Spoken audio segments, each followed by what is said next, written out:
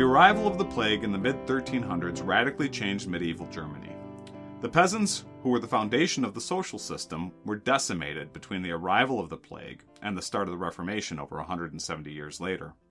Ironically, the plague opened up incredible opportunity for many of the surviving peasantry with salable skills. But as large groups of peasants moved to the cities to become bankers, traders, and other merchants, the peasantry that remained in the old feudal system became more and more burdened as the lower nobility sought to create laws and systems that would keep the peasants tied to the land and unable to advance in society. These peasants, who were being horribly mistreated, began to make demands for justice. The most famous demands were the 12 Articles of the Swabian Peasants, written in 1525. Since the 12 Articles were promoted as a Christian document, it caught the attention of Martin Luther.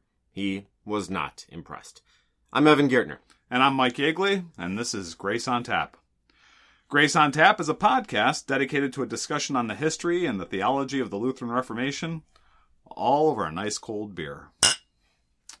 Okay, well, we have spent quite a bit of time talking, and we're going to continue to talk a little bit more about this build-up to the Peasants Revolt. There's social upheaval happening in the early 1500s. We've talked about Franz von Sickingen and Thomas Müntzer. They're the respective leaders of the Knight and Peasant Revolts. So in our last episode, we spent most of the time talking about the Knights Revolt, and we took a little bit of time to go through the 12 Articles of the Swabian Peasants. And that's partly because that document, that 12 Articles, did a lot to explain the societal issues that were behind these revolutions. And as we went through them in the last episode, we were very encouraged in understanding what their issues were.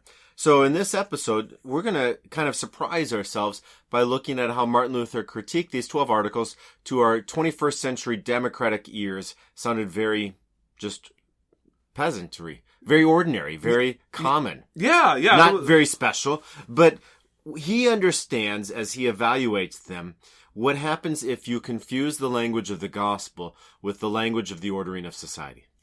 Yeah, and that's sort of, as we go through this, as we go through the 12 Articles and Luther's response to the 12 Articles, it's going to be very important to sort of keep that in mind, that he's trying to keep both of these separated.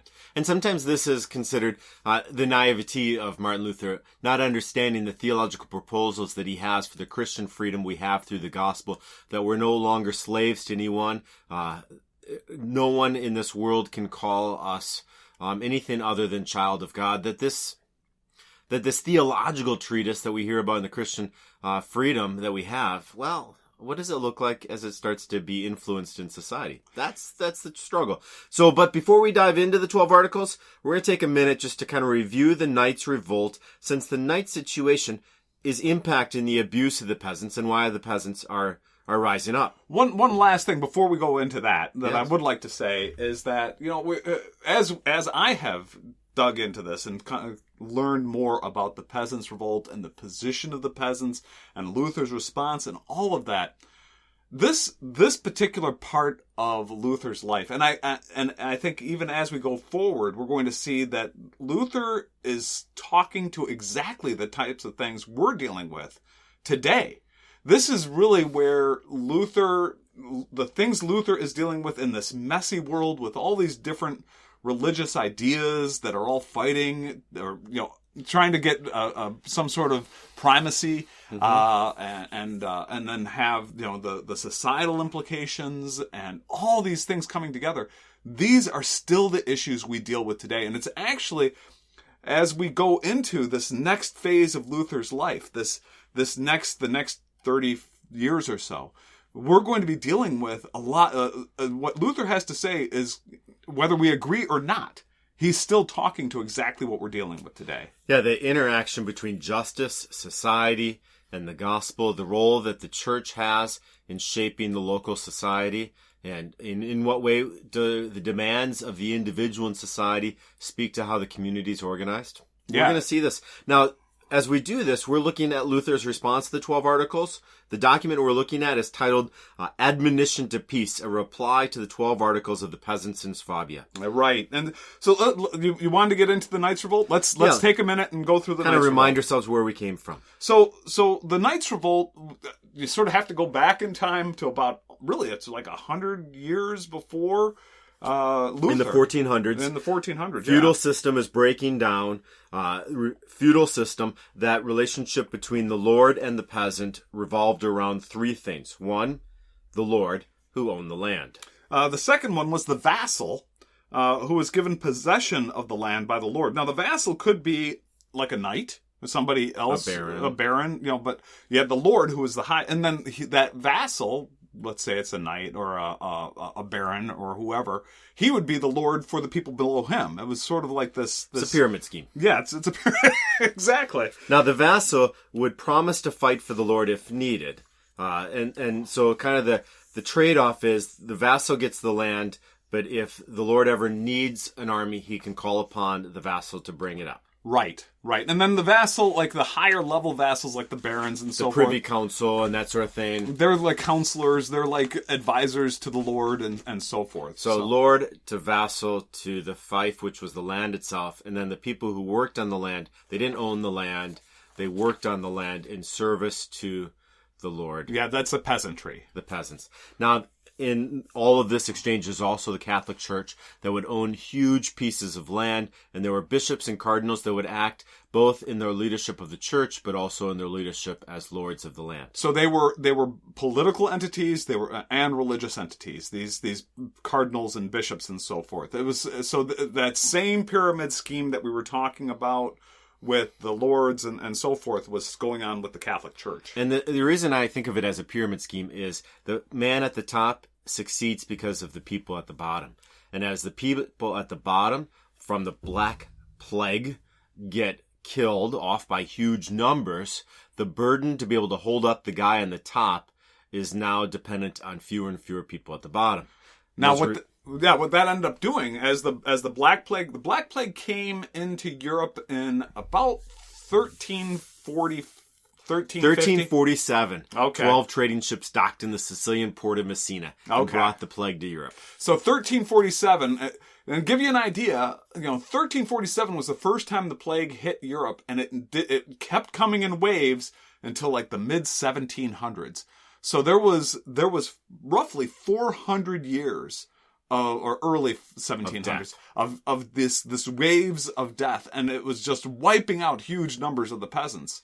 Now, so remaining peasants who are able to move off the land, they'll become merchants and artisans. They move into the big cities to sell their goods and services. Cities like Leipzig gain in importance in their role in the trade routes. It becomes very difficult for knights to make a living off of the few remaining serfs on their property. They respond by capturing and holding cities and princes hostage for ransom. The princes respond by making it illegal for the knights to engage in private warfare. That is warfare that engaged... private warfare is warfare that benefited the private interests of a knight rather than benefited the whole community. So what's wild about that? I mean, these knights are almost acting like terrorists in a way. I mean, they're warlords that are succeeding through kidnapping and other things, creating essentially a new economy that they can do. But you keep hurting people long enough, it gets back at you. Yeah, what's basically happening is, again, the peasantry is dying off. The knights, who were the lowest level of the lords, they were the lowest level of the nobility. They can't burden the people above them, right? So they have to burden the people below. And they have, but what they end up doing is they come up with this idea to burden the people above them by kidnapping them. Doesn't work. Yeah, that didn't quite work out because the people above them said, that's against the law now. So in that background, the knights don't succeed. Luther's weighing all of the abuse that's happening between the lords and the peasants. And today we're just going to uncover Luther's first thoughts on the subject of revolution through our look at the Admonition to Peace. So the Admonition to Peace, like we mentioned before, was a response to the 12 Articles of the Peasants in Swabia. So it's about the Peasants Revolt, but it also gets into that whole context for revolt in general. Right. And so if you want a review of the 12 Articles, I think we covered that in 31, the last episode. Mm-hmm. So, to us, at least, like Evan said earlier, to our ears, what the peasants were asking for really sounds reasonable. Number one, the ability to call their own pastor. They wanted to use tithes to pay for the pastor and care for the poor. They wanted freedom to be able to read the scriptures without the ruler telling them what it says. So a little quote from the 12 Articles. It says, "Therefore, it agrees with Scripture that we are free and will be so. It is not our intention to be entirely free. God does not teach us to live without rulers." So, again, it really sounds like, gee, that sounds reasonable. That sounds like something we could be on Part of board this with. is it changes the authority of the ruler is based on the consent of the governed rather than the ruler requiring the assent of the people they govern. Okay. So it's like bottom up, you are above us because we tell you you are above us versus I'm above you because I am. Yeah. You can sort of see the first seeds of the Declaration of Independence, the first seeds of the Constitution in this. It's sort of just that whole democratic principle that the government rules through the authority of the people. Right. This is 250 years before the Declaration of Independence in the U.S. But you can sort of see those first seeds coming here. They also wanted the ability to hunt, fish, and gather firewood from the forest without having to pay a tax. There's other articles. Again, you can look back at them near the end of episode 31. We go through them. The 12th article is the one that's important for us right now. That's really important because what they write is, "It is our conclusion and final opinion that if one or more of the articles set forth here is not in agreement with the Word of God, we shall withdraw such an article." So they've placed as the lens through which you can read the authority of these 12 articles is, does it agree with Scripture? And in the opening section of the Admonition, Luther applauds them for using Scripture and for allowing themselves to be corrected, but he's suspicious. He says, quote, "If this offer to be corrected is only a pretense and a show, then without doubt it will accomplish very little, or in fact it will contribute to their great injury and eternal ruin." He's suspecting that they put this last article in there about being ready to be corrected by Scripture to give the cloak of righteousness to their task. Right. And we'll see that he wasn't off base very far from that. Let's go through what Luther is talking about here. So after he addresses the general concerns about the 12 articles, he turns his attention and he spends quite a bit of time. As I was going through Luther's admonition for peace, he spends a lot of time really railing against the princes and the lords. To give you a little flavor of what he says, he goes, "We have no one on earth to thank for this disastrous rebellion except you, princes and lords, and especially you, blind bishops and mad priests and monks, whose hearts are hardened even to this present day." He says you do nothing but cheat and rob people so you may lead a life of luxury and extravagance. And then during his address to the lords, he makes a general statement that the 12 articles are selfish, and we'll get into that a little bit more. But he says he generally agrees with the peasants. So there's this, they might be selfish, and we'll see why he says that they're selfish. But then he says, but generally, they're pretty right on with what they're saying. Then he speaks to the peasants directly. And he's most concerned because they are calling themselves a Christian association. And that's something I didn't realize, is that the peasants who were threatening rebellion called themselves literally the Christian Association.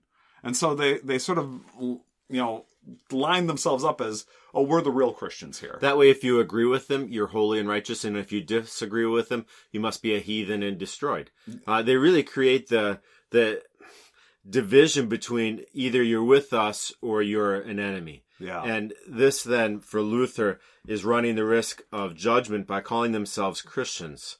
Then if you're ready to be called a Christian, then ready to be evaluated and judged, not by your own selfish needs, but more by what the Scripture calls Christians. What Luther goes into is he says, again, he warns them that they're really risking the judgment of God by calling themselves this Christian association at the same time that they're threatening rebellion.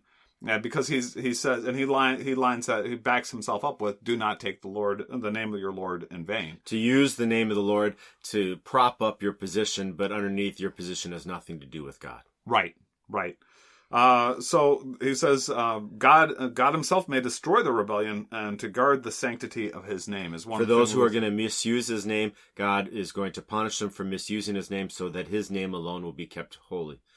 Their strategy with these unjust rulers is hard. It's not really going to work. But that actually was Luther.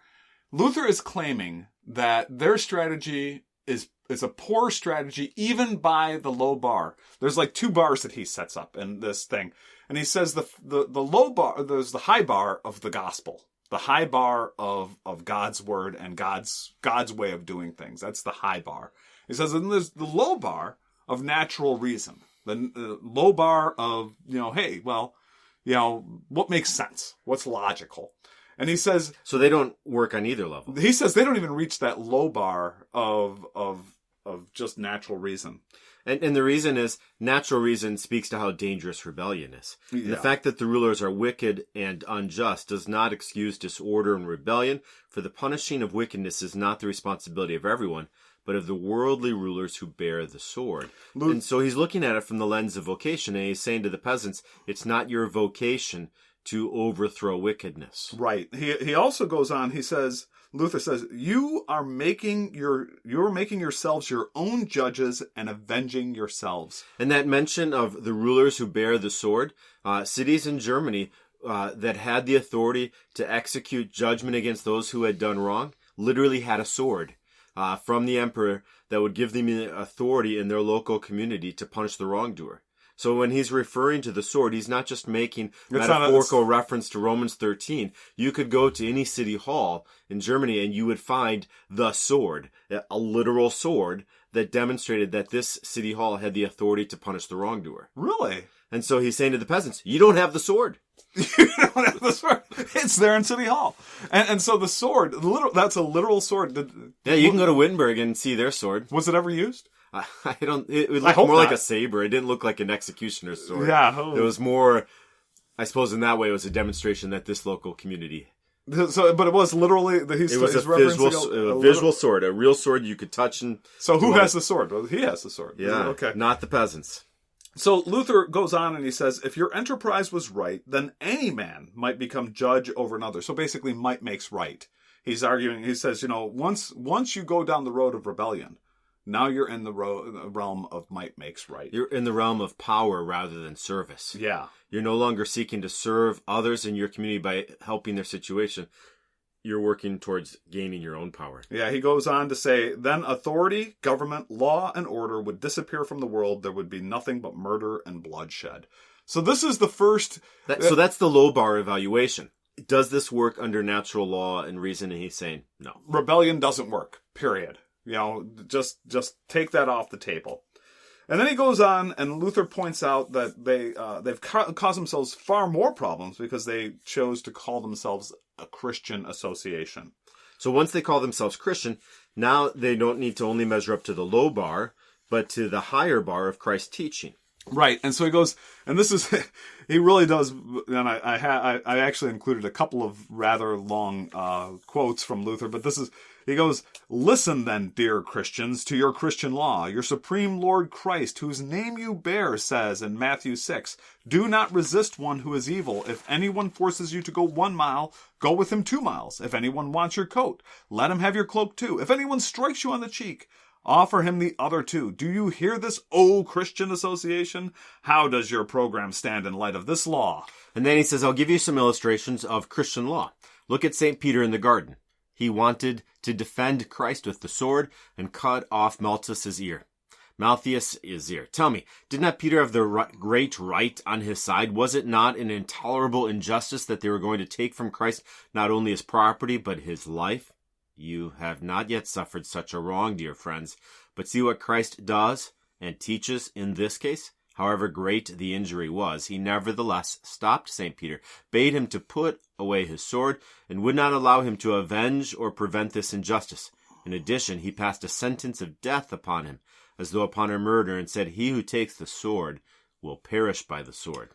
So Luther goes on. I mean, he really spends quite a bit of time railing against the peasants in this particular section, this whole, hey, you're going to call yourself Christian. Let me give you an idea of what it means to call yourself a Christian. And it goes on, gives a couple more examples.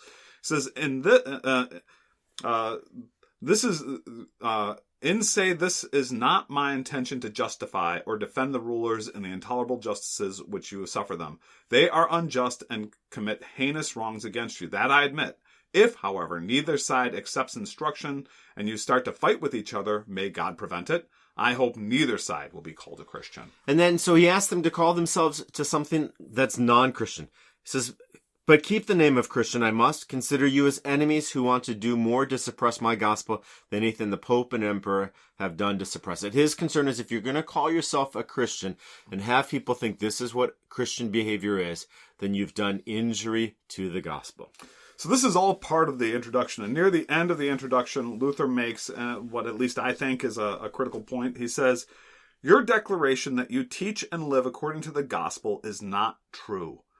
Not one of the articles teaches anything of the gospel. Rather, everything is aimed at obtaining freedom for your person and for your property. To sum it up, everything is concerned with worldly and temporal matters. You want power and wealth so that you will not suffer injustice. The gospel, however, does not become involved in the affairs of this world, but speaks of our life in the world in terms of suffering, injustice, the cross, patience, and contempt for this life and the temporal wealth. So Luther is helping them understand the aim of the gospel is not found in the powers of this world. In fact, when the gospel is interacting with the powers of this world, we will experience suffering, injustice, the cross, patience, and contempt in this life. That's not the success of the gospel is if you've avoided any of those things. And so this, you point out, is kind of like the theology of the cross in the Heidelberg Disputation, which we discussed back in episode 5. Yeah, and it's basically in the theology of the cross, what Luther is pointing out is that the gospel turns everything upside down. That when things are going well, when we're feeling, let me put it this way: the cross is the greatest proclamation.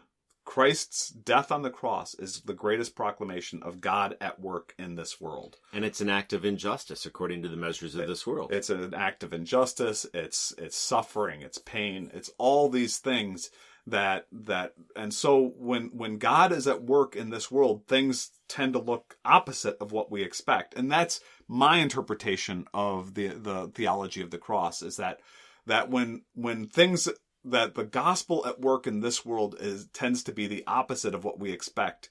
And what his problem with the peasants here is they want success in this world to line up with the gospel. I think of it in some way is when you are experiencing injustice, the reaction of the peasants is to seek power to overthrow that injustice. Christ, when he experiences injustice, is acting against his own self-interest and instead desires to improve his brother. Yeah. And so Luther's pointing out the higher bar of Christianity is to be in service to others. And they're using their name, Christian Association, to serve their own interests. Right. So let's take a beer break. Okay. What do you have for us today is an old beer. Now this is actually a German beer. We had a Japanese beer quite a few episodes ago. Now I was looking, and the next biggest country that's listening to the podcast are Germans. Germans besides Michigan. Besides the U.S. Yeah, so you have the U.S., which is by far the most, and then you have Japan, and then after that is Germany. So the Weihenstephan Brewery, from which the beer we have is a Hefeweiss beer that we have. It dates back to 768. There's an abbey there, and a document from that year refers to a hop garden in the area that was had to pay a tithe to the monastery. So then a brewery was licensed when? About 1040, I think, is roughly in the city of Freising.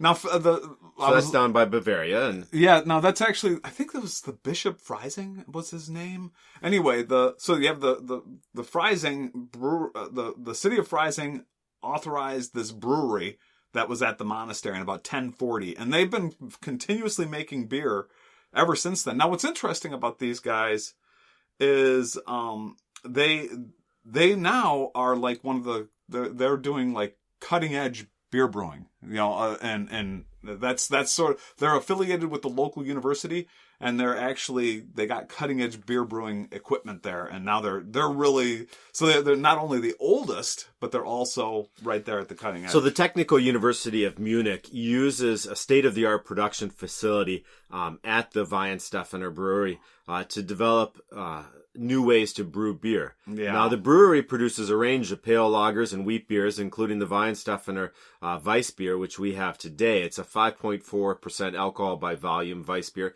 Weiss beer is just kind of a wheat beer. You can get a wheat beer in a filtered form. It'll be Cristal, and then not Cristal like the champagne though, or unfiltered Hefe, and that's in America. Most people will know a wheat beer by the Hefeweizen. Yeah. I like Hefeweizens. Yes. They're nice. The wheat gives it a nice smooth taste. I actually, it goes down nice and easy. It's got a very unique flavor to it. All Hefeweizens do. It's got a little bit of like a lemon flavor or something. Yeah, orange. yeah. And now this is a golden yellow wheat beer. It's got a nice kind of fine poured white foam and cloves. Cloves. That's what I tasted. Yes. There. And I smell those cloves. It's really good. It's a very little bit of a banana flavor too. That's the sweetness. Yep. I certainly can taste that. It's got a strong yeast taste to it as well. They say it goes with fish and seafood and spicy cheese. This is all from their website. Veal sausage, of course. Yeah. The veal sausage. Veal. Yes, I know. It's hard. So anyway, I'm enjoying this. This is a good. Now this one was brewed, as much as they're doing tech stuff, they have used centuries-old brewing tradition, especially for their most well-known beers. So they're producing many new flavors and things like that, but they still have the old standby. And their bottle label says the world's oldest brewery. Just for kind of fair representation to those who dispute this, they say their license goes back to 1040. The Wittenberg Abbey, also in Bavaria, has had a brewery in operation since 1050, and they claim to be the oldest one. I'm not sure why they're... Yeah, we don't want to get between them. No. But I'm sure they both make excellent beers. So this is a good beer. I'm enjoying it. And Prost. So we've looked at how Luther goes through the 12 Articles, largely looking by his introduction of walking through the 12 Articles, an admonition to the princes, then an admonition to the peasants. And then he starts going through the actual 12 Articles. So the first one, calling your own pastor. That sounds... And paying him by the tithe. And paying the tithe. That sounds kind of normal to our ears. We would expect that in America. Absolutely. This is how we do our business here in the U.S. Each congregation can call its own pastor, at least inside the Lutheran Church here in America. And we pay from our giving they're actually laying out exactly the way our churches are structured here in the U.S. today. Now, Luther disagrees, mostly because the possession of the parish belongs to the ruler. The ruler maintains the right to select who will benefit from the usage of these possessions when the ruler installs the pastor. And this is getting to what Luther understands the responsibility of the ruler in Germany is to not only preserve and protect the operation of the state through the law, but to make opportunity for the gospel to be shared. He sees this as the vocation of the ruler. And so Luther gets irritated when they take away from the vocation of the ruler the right of making sure the gospel is proclaimed. Well, and when I was reading Luther's writing on this, there was another component to this, which is that he owns the physical property. He owns the physical chapel. So it's not just the metaphysics of vocation. It's actual physical property. It's actually the physical property that, and who owns all this stuff that we're working with here? The ruler does. And so, who's going to use it? Who's going to live in the parsonage? Who's going to benefit from all this equipment that I put in place here for the proclamation of the gospel, whether it's the chalice or whatever else? Who's going to actually use my stuff to proclaim the gospel? And he says, that's the ruler's stuff. He gets to choose who uses it. He goes on to say, you speak in this article as though you were already lords in the land and had taken all the property of the rulers for your own and would be no one's subjects and would give nothing. Right. And so that's where he gets upset about the tithes. I guess he says that the tithes, when they give the tithes, it goes to the ruler. The money goes to the ruler, and then the ruler pays. The ruler's the one that pays the pastor out of that. The ruler's the one that pays for the maintenance of the church. The ruler is, so all the money goes to all the tithes go to the ruler, and then the ruler allocates it as he sees fit. And I think for Luther, it's not kind of a fundamental theological thing that he's talking about then. With your emphasis on who owns the land, he sees this just as the way the structure of society is working in Germany right now. And if they want to kind of call a pastor, then they need to own the land that the church is in. Right. And so that's when we're talking in the U.S., the congregation owns that land, typically. So he doesn't think that the calling of pastors and the establishment of bishops is divinely ordered to be only through the authority of the Lord of the land. But in Germany, in this case, since the Lord owns the land, he gets to do it. Yeah. If there was another situation, there are free cities in Germany that he and Bugenhagen will counsel on how to bring about evangelical reforms in their cities. Those cities have different rights and things like that. But specifically in Swabia, where these peasants are, it's the Lord that gets to choose. Now, The third article states that all men are created free. And, once again, that sounds very reasonable to my ear. But once again, Luther disagrees. Quote, he says, "You assert that no one is to be the serf of anyone else because Christ has made us all free. That is making Christian freedom completely a physical matter." So Luther then goes on, he says, "This article, therefore, absolutely contradicts the gospel. It proposes robbery, for it suggests that every man should take his body away from his Lord, even though his body is the Lord's property." Whew. Yeah. To us 21st century people, this is hard. It's hard to try to figure out Luther's defense of serfdom and slavery. I feel like this could be someone's dissertation on understanding Luther's view of slavery through his evaluation of serfdom. Yeah. But it's not one I've written. So let's assume just for the fact that the gospel is proclaimed in every societal structure and that the gospel could change society through the work of Christ. But here's the point. Luther says this change isn't going to be coming about through force and demands. So what Luther is arguing, at least what we think Luther is arguing here, is that making a demand for freedom, especially... Demand for freedom. Demand is the key word there. That's the key word. A demand for freedom in the light of the Christian association shows a lack of faith in the power of the gospel. So rather than the gospel bringing about freedom in all of society, they're demanding through force what the gospel gives through gift. Right. And so there's this... That's at least when I was reading through Luther, I was trying to understand this particular part because I really had trouble with this. It reminds me maybe of the struggle of Central and South America and the liberation theology and what should happen through, say, societal revolt.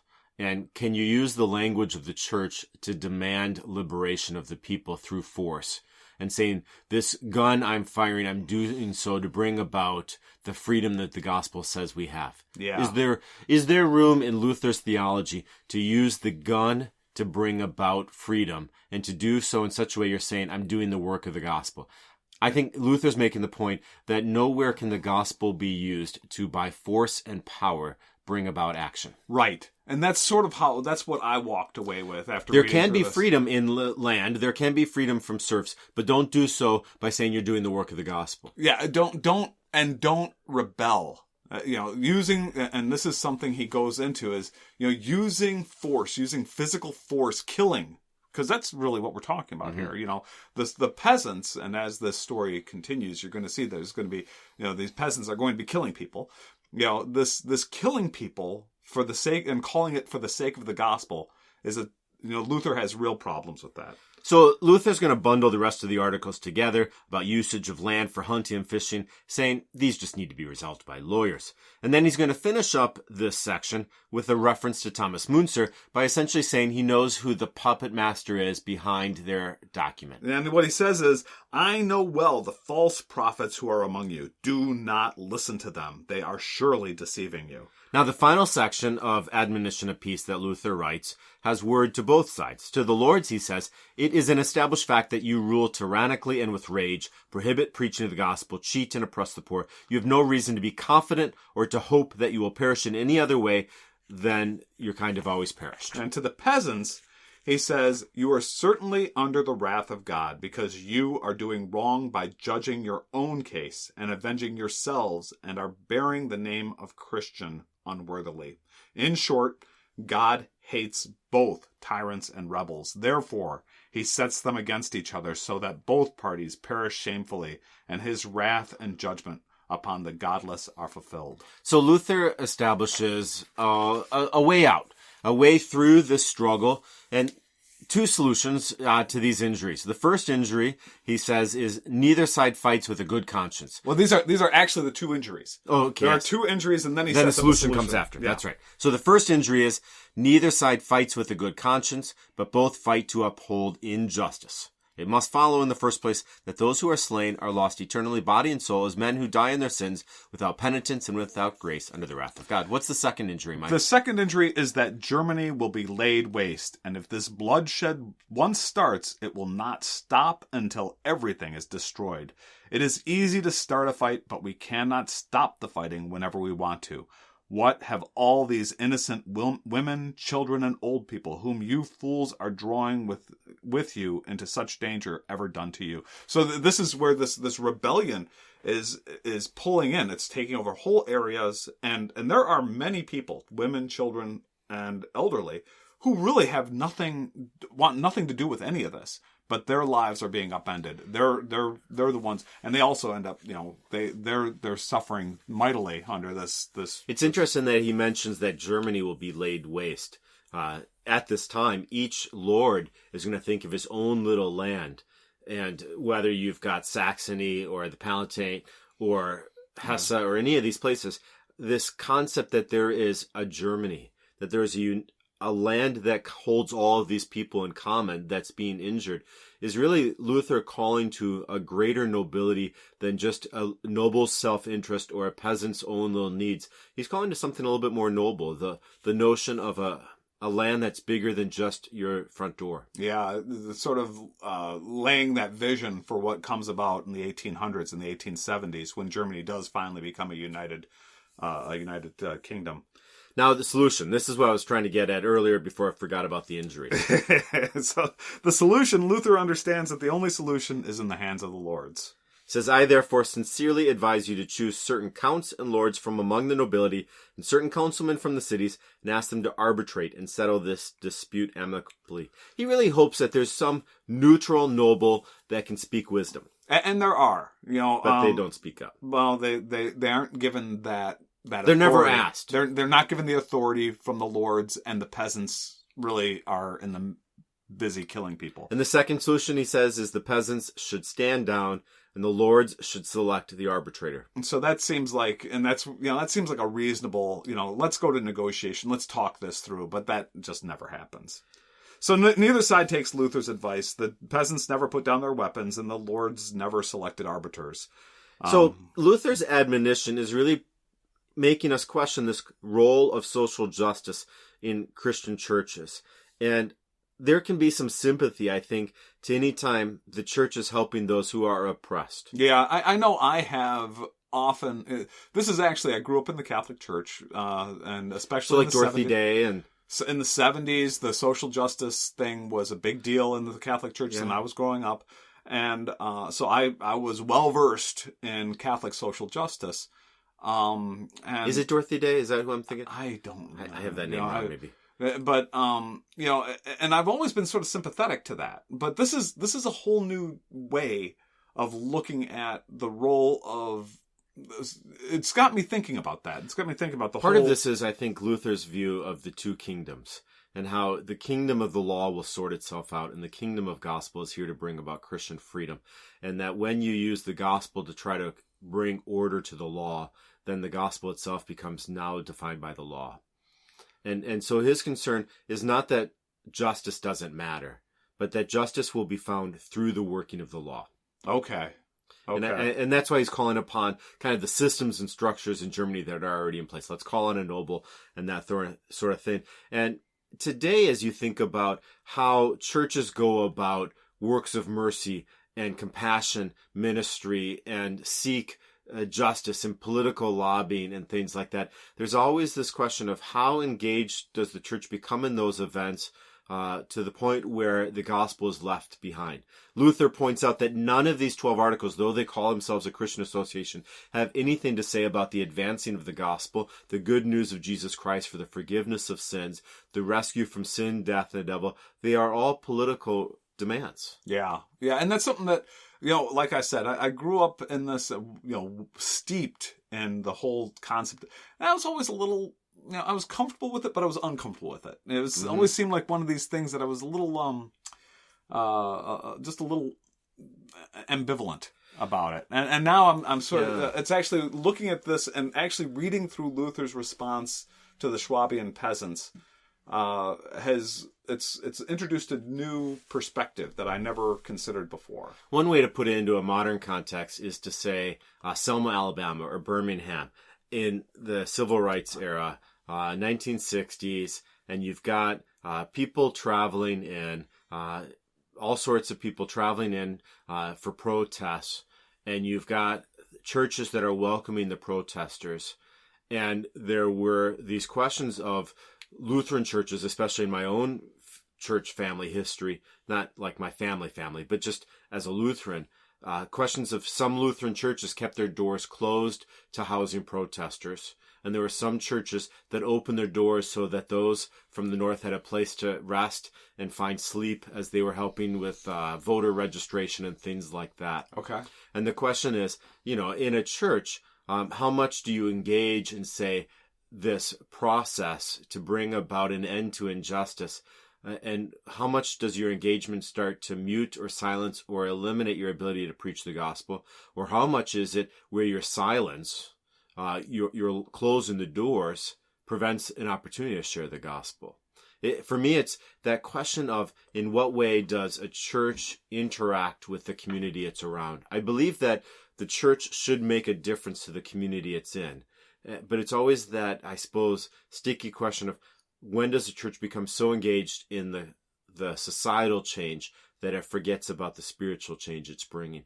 Yeah. Or is it that you become so engaged with the spiritual change that you leave someone naked and hungry and those things, and you go, no, I'm just doing the work of the gospel here. I can't give you anything to eat. I think Luther doesn't give complete answers to this question in here, but he does point out, first page, caution.